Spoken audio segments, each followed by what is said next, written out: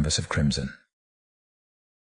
In the heart of New York City, a series of gruesome murders had the city on edge. Each scene was disturbingly staged, the bodies displayed like macabre art installations, earning the killer the nickname, the Artist. Detective Alicia Clarke, a seasoned NYPD homicide investigator, was haunted by the precision of the killings and the taunting notes left behind, each signed with a chilling flourish. Art is eternal.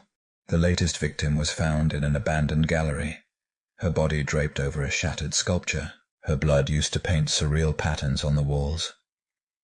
At the scene, Alicia discovered a ticket stub to the recent exhibit at the Metropolitan Museum of Art. Her investigation led her to Paul Kramer, an art critic known for his harsh reviews and extensive knowledge of art history. Paul had attended the same exhibit, and his insights into the symbolism used by the artist hinted at a deep understanding of the killer's psyche.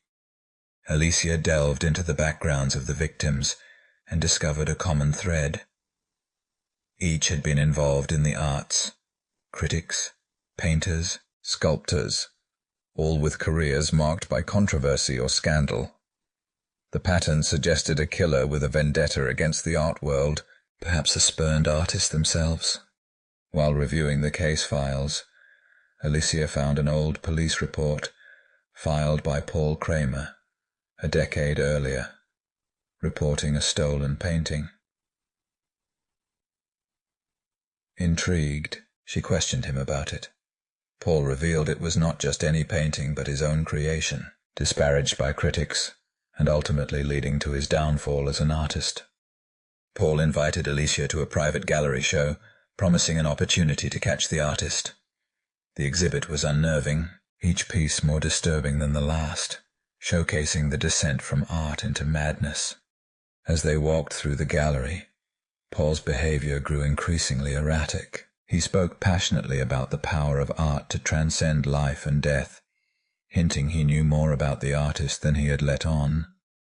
Midway through the exhibit, Alicia received a call. The forensic team had found fingerprints at the last murder scene that matched Paul's. Realizing she was alone with the killer, her heart raced, but she kept her composure, not letting on that she knew his secret. Paul, sensing that Alicia might be onto him, began to unravel, ranting about his unrecognized genius and how he transformed his victims into works of art to immortalize them, punishing those who had wronged him in the art community.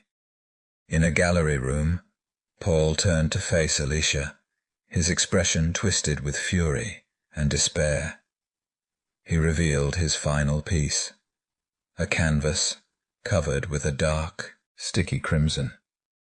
"This is my masterpiece, Detective. Do you appreciate art now?" Alicia, with her hand on her weapon, tried to reason with him, offering him a chance to surrender and explain his actions in court, to tell his story. Paul scoffed, claiming that his art would tell his story far better than any judge could understand. The tension broke when Paul lunged at her with a sculptor's chisel. Alicia reacted instinctively, her years of training taking over. A struggle ensued, with Alicia finally subduing Paul. As backup arrived to take him into custody, Paul laughed maniacally, claiming he had already achieved immortality through his art. In the aftermath, Alicia wrestled with the horror of the case. Paul Kramer, once a promising artist, had turned his creativity into a weapon against those he felt had destroyed his career. His trial was a media frenzy, reigniting debates about the nature of art and the fine line between genius and madness. As Alicia walked through the Metropolitan Museum of Art weeks later, reflecting on the case, she realized that art could indeed be eternal, but so could the scars left behind by those who use their talents for darkness. The case was closed, but the echoes of Paul's deeds would linger in the art community for years to come.